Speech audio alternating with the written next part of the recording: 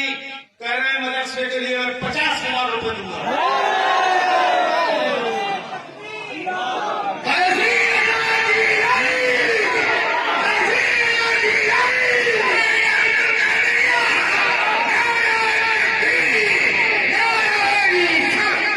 अल्हम्दुलिल्लाह मैंने उसी अलजामियतुल कादरिया में इल्म दीन हासिल किया है कि जहाँ physiology, hydrology, embryology, physics, psychology, geology, zoology वगैरह की पढ़ाई करवाई जाती है और बहुत सारे उलूम व फ़नून की पढ़ाई होती है।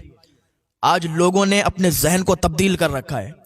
लोग ये समझते हैं कि अगर हम अपने बच्चे को डॉक्टर बनाएंगे, इंजीनियर बनाएंगे, प्रोफेसर बनाएंगे, तब हमारा बच्चा कामयाब होगा।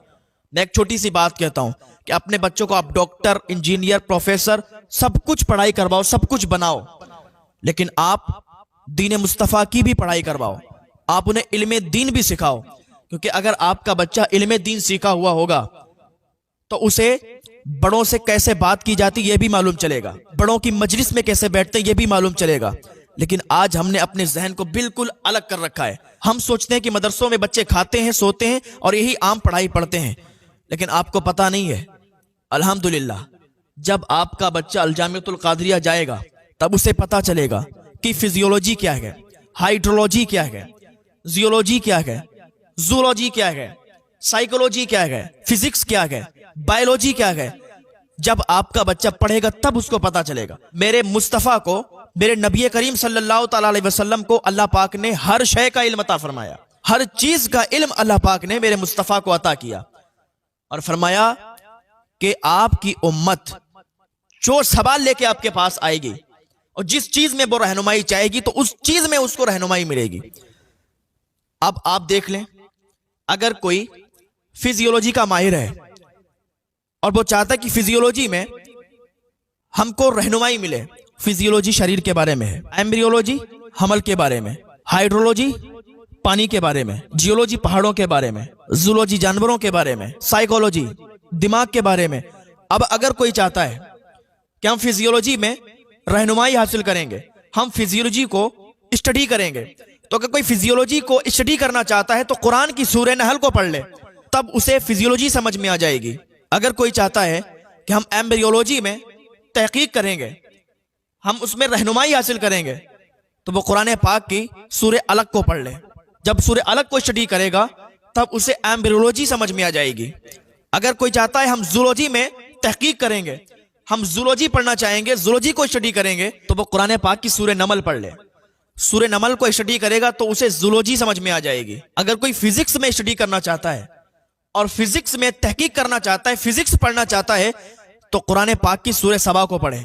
सूरह सबा को जो पढ़ेगा फिर उसे फिजिक्स समझ में आ जाएगी। अगर कोई चाहता है भाई मैं हाइड्रोलॉजी पढ़ना चाहता हूं, हाइड्रोलॉजी में रहनुमाई हासिल करना चाहता हूं, मैं इस पर स्टडी करना चाहता हूं, तब वो कुरान पाक की सूरह ज़ुमर को पढ़े।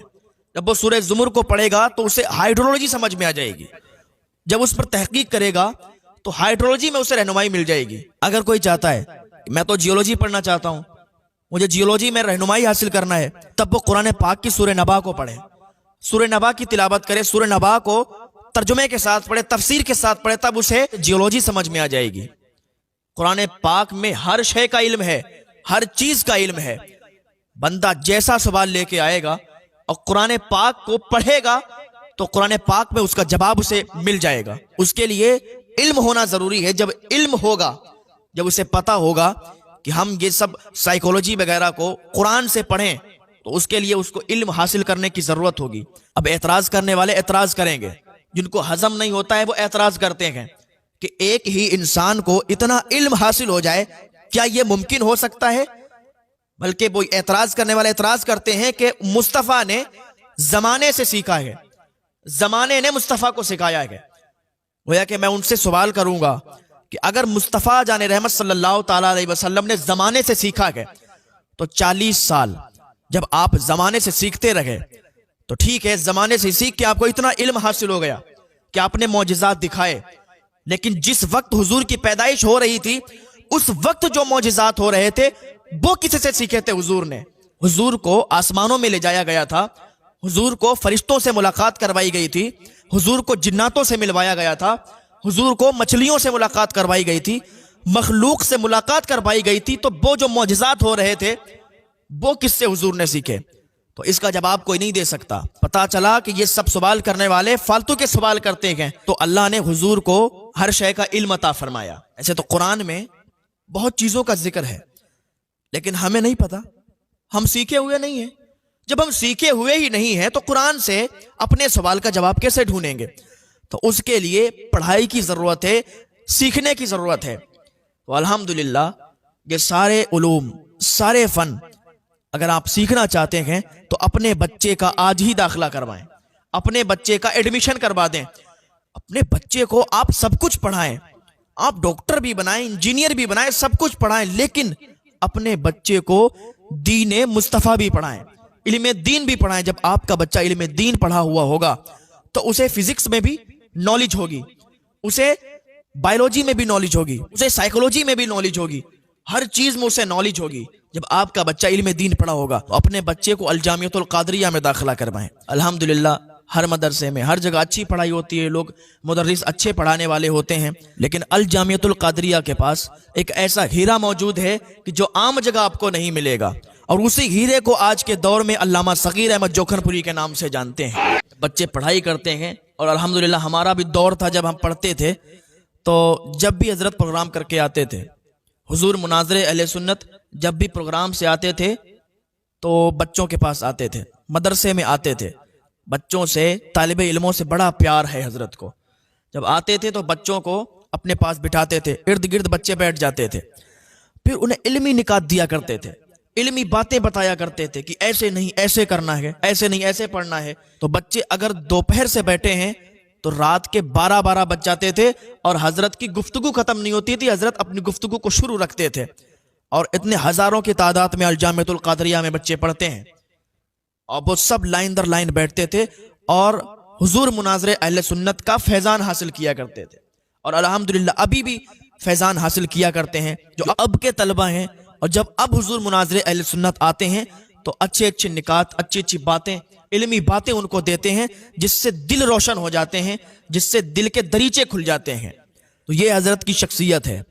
तो तभी मैं कहता हूं अपने बच्चे को अल जामियतुल कादरिया में अगर आप दाखिला करवाएंगे तो आपका बच्चा एक सिर्फ आलिम बन के ही नहीं निकलेगा, बल्कि अच्छा मुदर्रिस भी बन के निकलेगा, अच्छा मुसन्निफ भी बन के निकलेगा, अच्छा मुकर्रिर भी बन के निकलेगा, अच्छा स्पीकर भी बन के निकलेगा, अच्छा स्कॉलर भी बन के निकलेगा। लोग आज अपने बच्चों को इंग्लिश मीडियम में इसलिए पढ़ाते हैं कि हमारा बच्चा वहां से कामयाब होगा, हमारा बच्चा जब वहां से निकलेगा तो उसे सैलरी मिलेगी, अच्छी अच्छी तनख्वाह मिलेगी, और वो अच्छी सोसाइटी में जाएगा, अच्छे लोगों के दरमियान बैठेगा। लेकिन आपको ये नहीं पता है कि जब आपका बच्चा अल जामियतुल कादरिया से फरागत के बाद निकलेगा, अच्छा मुदर्रिस, अच्छा मुसन्निफ, अच्छा स्कॉलर, अच्छा स्पीकर बन के निकलेगा, तो फिर जगहों के लिए उसके कमी नहीं पड़ेगी। लोग कहेंगे कि हजरत आप मेरे यहाँ आ जाएं, लोग कहेंगे हजरत आप मेरे स्कूल में पढ़ाने लगें, आप हमारे यहाँ मदरसे में आ जाएं। अभी भी जब बच्चे फरागत करते हैं तो उनके पास जगहें आने लगती हैं।